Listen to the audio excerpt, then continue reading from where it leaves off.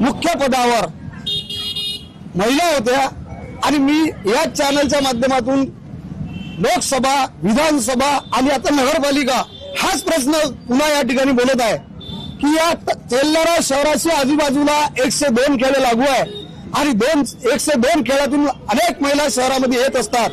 या शहरात त्यांच्यासाठी कुठेही मुत्रीची व्यवस्था नाही आहे। लाजिरवाणी गोष्ट आहे नगरपालिकेसाठी। महत्वाचा मुद्दा इथे माझे जे तरुण बांधव आहेत त्यांच्या उद्योगाचं साधनच येते नाही आहे। कॉम्प्लेक्स बांधून ठेवला 2 महिने झाले, त्याचं उद्घाटन नाही झालं अजून। प्रतीक्षेत तरुण बांधव जे सुशिक्षित बेरोजगार आहेत, महिलांसाठी या शहरामध्ये कुठेच उद्योग नाही आहे। मग हे नगरपालिका काय करत आहे?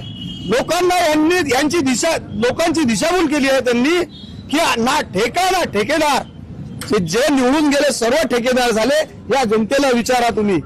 आणि जे लोक पैदल होते आज ते लोक गाडीतून असे करतात, म्हणजे काय लायकी आहे त्या लोकांची पुन्हा आमच्या समोर येऊन मतदान मागायची?